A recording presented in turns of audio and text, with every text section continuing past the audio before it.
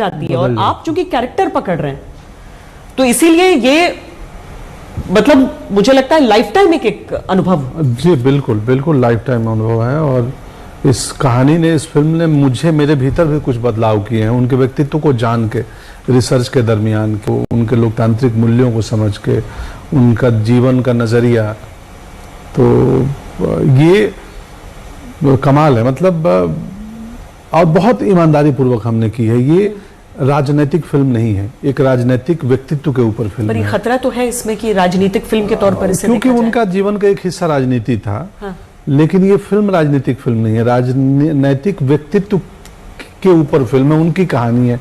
और उनके जीवन का एक बड़ा हिस्सा राजनीति है, एक हिस्सा पोएट्री है, साहित्य वाला, एक हिस्सा परिवार है और अपनी यात्रा है जब जो वो अटल नहीं थे, एक हिस्सा पत्रकार है जब वो राष्ट्र धर्म के संपादक थे या लिखते थे। तो वो बहुत पहलू है। और हमने, रवि जी ने, मतलब हमने तो नहीं, रवि जी और लेखक निर्देशक का काम है, अभिनेता का ये काम नहीं है कि प्रयास किया है कि सबको छूते चले। कौन सी कुछ ऐसी बातें हैं जो आपको फिल्म करने के बाद या साथ साथ पता चल रही थी उनके बारे में? बहुत बातें, जैसे वो श्रद्धेय अटल जी और उनके पिताजी कृष्ण बिहारी वाजपेयी जी क्लासमेट थे जी। तो ये मुझे मालूम नहीं था पहले, क्लासमेट थे, मतलब कुछ समय के लिए। हाँ, कुछ समय के लिए, कि पिताजी मेरे क्लासमेट हो। ये कहानी नील बट्टे सन्नाटा में हमने फिक्शनल कहानी बनाई थी कि माँ बेटी सेम क्लास में पढ़ती हैं। हाँ। यहाँ तो रियल कहानी है। ये हिस्से निकाल कर लाना उनका, मतलब वाकई ये, मतलब हम समझें कि केवल यहाँ पर शुद्ध उनके राजनीतिक निर्णय और उनकी कविताएं ये सब नहीं होंगी, बल्कि दर्शकों को ये चीजें भी दिखेंगी। हाँ, हॉस्टल के एक रूम में पिताजी और बेटा एक साथ रहते हैं, सोचिए क्या होता होगा। तो इतना, जब हमने सबने पढ़ा, इतना अमेजिंग लगा। हाँ। और उस उम्र में उनके पिताजी को पढ़ना था और उसी उम्र में इनको भी पढ़ना था, दोनों को पढ़ना था, लेकिन एक ही रूम में रह के पढ़ते थे। तो ये जो आजकल हम बोलते हैं ना केमिस्ट्री, ये जो पिताजी और बेटे की जो केमिस्ट्री है इतनी अमेजिंग थी। और ऐसे काफी सारे इंसिडेंट्स इस फिल्म में, मतलब वहां पर कुछ कॉमिक, हाँ बिल्कुल, एलिमेंट्स भी रहे। हल्का सा है, छोटा सा है, बहुत हल्का। नहीं, पर पॉलिटिकल अगर आप न भी कहें तो देखिए 370 की बात हो रही है। हाँ। उनका जो राम मंदिर की बात हो रही है, ये सब चीजें तो हो ही रही है। हाँ, तो बहुत सारे लोग हैं जो लेंगे इसको पॉलिटिकली। तो उस व्यक्ति, लेकिन ये पर्पस इसका उस व्यक्ति की कहानी कहना है। हाँ।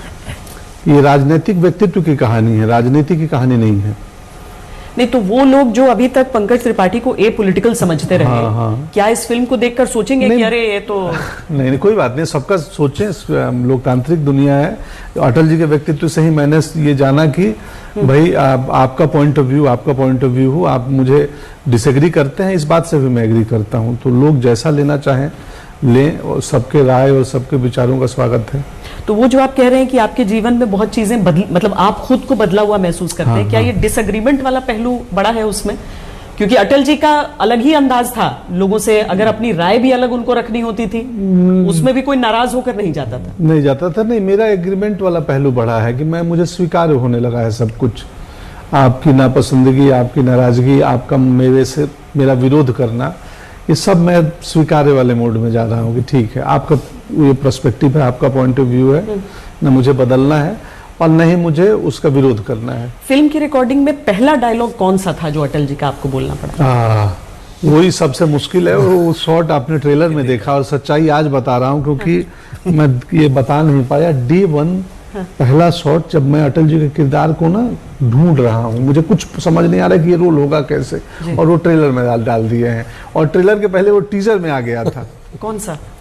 कि दलों के दलदल के बीच एक कमल खिलाना होगा। मेरा D1 पहला शॉट, मुझे कुछ पता नहीं, प्रोस्थेटिक का मेकअप होके आ गया, मुझे नहीं मालूम ये कैरेक्टर क्या स्वरूप लेगा, मैं कितनी इमिटेशन रखूंगा, कितनी, क्योंकि ये चीजें एब्सर्ड हैं, वैचारिक लेवल पे हैं। जब तक वो फिजिकल होंगी, जब वो सीन हम करने आएंगे, उसके पहले तक एक्टिंग एक एब्सर्ड मटेरियल होता है, टेक्स्ट किताब पे लिखी हुई है, इसका स्वरूप क्या होगा। हम आते हैं तो उसमें उस बॉडी एक आती है, और वो बॉडी कैसे मैनरिज्म, कैसे बिहेव करेगी, ये हमें भी नहीं पता होता है मुझे। तो वो पहला शॉट रखूंगा, पोस्चर कैसे बनेंगे, तो वो फ्लूइड नहीं है। वो बटर में चाकू घुमाना जितना स्मूथ होता है उतना स्मूथ नहीं है, क्योंकि मैं खुद ही स्ट्रगल कर रहा हूँ, कहाँ जाऊँ, कैसे करूँ। और वो है पहला सीन। लेकिन वो नेचुरली फिट है। यस। पर वो लोगों को नहीं लगेगा। मुझे पता है, मैं देखूंगा जब भी ट्रेलर तो मुझे खटकता है कि गुरु मेरे मनोदशा, मेरी स्थिति इस समय क्या थी, मैं खोज रहा था। आमतौर पर पंकज जी आपकी जो एक्टिंग की शैली है वैसे भी बहुत सहज है, पर अटल जी के बोलने में एक अंदाज था। वो सहज नहीं बोलते थे, वो अलग ही था। वो मतलब वो एक कवि ही बोलता था। उनके जैसी सहजता थी। हाँ, उनके जैसी उनकी अपनी सहजता थी। हाँ। पर जब आप एक डायलॉग रिकॉर्ड करते थे, चाहे वो कविता हो, चाहे उनके तो डायलॉग्स भी डायलॉग ही रहे अटल जी के, चाहे वो पार्लियामेंट के अंदर बोले गए हों, चाहे किसी प्रेस कॉन्फ्रेंस में बोले गए हों, वो डायलॉग का सबको रुतबा हासिल हो चुका है। आज लोग बोलते हैं वो चीजें। आप एक बार में रिकॉर्ड करते थे, आपको सेटिस्फाई नहीं होते थे, लगता था नहीं? हाँ, वो तो रवि जी का कॉल होता था कि एक और करते हैं, इसमें और सुधार लाते हैं, तो वो डायरेक्टर का कॉल है। जब तक ये संतुष्ट ना होंगे। कौन सा ऐसा था जो सबसे ज्यादा बार आपने रिकॉर्ड करवाया? उनकी कविता एक वॉइस ओवर में आती है वहाँ पे हम एक्चुअली डे 1 से पहले दिन से कोशिश ये थी कि हम मिमिक्री नहीं करेंगे और कॉपी नहीं करेंगे, बिकॉज बहुत डिफिकल्ट है उनको कॉपी करना। उनके पॉजेस, उनका जिस तरीके से वो खुद बात करते थे, बहुत डिफिकल्ट है। तो पहले दिन से ये डिसाइड था कि बेसिकली हम कॉपी नहीं करेंगे, मिमिक्री नहीं करेंगे। तो उनका अंदाज और पंकज जी की खुद की एक शैली, वो दोनों के बीच में एक मिश्रण था बेसिकली। और जो हम सुनते थे कि वो जो उनका जो विचार थे, उनका जो एटीट्यूड था उस टाइम, वो आ गया। पर फिर भी बताइए ना, सबसे ज्यादा बार कौन सा जो रट गया उनको, इतनी बार कर दिया उन्होंने? ओह माय गॉड, 15 अगस्त का दिन कहता आजादी अभी अधूरी है। वो भी हो गया, सच होने पूरे हैं, रावी की शपथ अधूरी है। वो पार्टीशन पे कविता लिखे थे उसके बाद। ऐसे बेसिकली हमने वही कोशिश। पंकज जी, कवि को तो मंच पर पढ़कर सुनाना चाहिए ना, इसीलिए मुझे याद नहीं है ना। मुझे मालूम होता तो मैं प्रिंट लेके आता। आजकल जब गूगल हर तरफ हो, वहां पर आपको क्या सोचने की जरूरत है? आप 15 अगस्त वाली कविता सुनाएंगे ना? नहीं, आप रहने दीजिए, सुना देंगे वो खुद। नहीं, देखिए उनकी 2 पुस्तकें तो सबके पास आउट ऑफ सिलेबस भी पड़ी रहती है, एक न दैन्यम न पलायनम और मेरी 51 कविताएं। तो 2 तो रहती हैं। आप कभी भी आप दुखी भी हो तो आप उसको खोल कर पढ़ सकते हैं। बहुत साहस देती है। अच्छा, इत्तेफाक है कि देखिए 15 अगस्त की पुकार ही सबसे पहली कविता यहाँ पर। अरे वाह, दीजिए।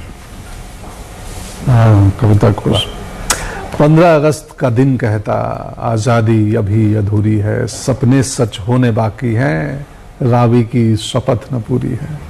जिनकी लाशों पर पग धर कर आजादी भारत में आई, वे अब तक हैं खाना बदोश, गम की काली बदली छाई। ये श्यामा प्रसाद जी जो बांग्लादेश से लोग आए थे, तो ये बंगाल के कलकत्ते के फुटपाथों पर जो आंधी पानी सहते हैं, उनसे पूछो 15 अगस्त के बारे में क्या कहते हैं। हिंदू के नाते उनका दुख सुनते यदि तुम्हें लाज आती है, तो सीमा के उस पार चलो, सभ्यता जहां कुचली जाती है। ऐसा ही है जी। लास्ट लाइन है इसकी,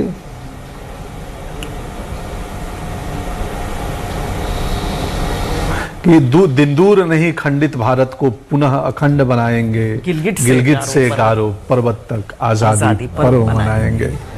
वो अटल जी का व्यक्तित्व तो उनके मतलब आलोचक भी नहीं है। हाँ। बाजार में। नहीं, सचमुच में। और मतलब मुझे लगता है कि एक पूरी पीढ़ी ऐसी है जिसे उनकी बातों को सुनकर अब लगता होगा कि सचमुच में क्या ऐसा व्यक्ति था, और इसीलिए ज्यादा बड़ा चैलेंज था कि ये फिल्म आप लोगों के सामने रख रहे हैं। क्या इस फिल्म के जरिए आप एक बड़ी कमर्शियल हिट चाह रहे हैं, या फिर आप जन जन तक पहुंचाना चाह रहे हैं? जन जन तक पहुंचना चाहिए उनको। जैसे मैंने कहा कि आज के जो यूथ हैं, उनको ये देखना बहुत जरूरी है कि आप कितना सीख ले सकते हो उनसे। और it's way of saying thank you Atal ji के लिए, जो अटल जी ने किया है भारत और भारत के नागरिकों के लिए भी। पूरी जिंदगी ये देना, और सिर्फ ऐसे ही नहीं, इतना परिश्रम करके जो चीजें उन्होंने डिसाइड की थी, या जो विजन था उनका, Bharat, I mean we just have to say thank you. और उसके लिए आज जन जन तक पहुंचना बहुत जरूरी है, चाहे वो थिएटर में देखें, चाहे उसके बाद में फिर OTT पे भी आएगी, उसके बाद में सैटेलाइट पे भी आएगी। पर जब आप बड़े पर्दे पे किसी ऐसे बड़े शख्सियत की कहानी देखते हो, तो आप कम्युनिटी जब साथ में जाती है, तो वो भारत माता की जय जब बोलोगे ना अंदर, तो एक और इसका हम राम धुन सुनाते हैं लोगों को, क्योंकि फिल्म में केवल डायलॉग्स नहीं, और वो देश पहले जो सबने सॉन्ग है जी, और राम धुन का वो हिस्सा हम सुनाते हैं जो रिलीज हुआ है।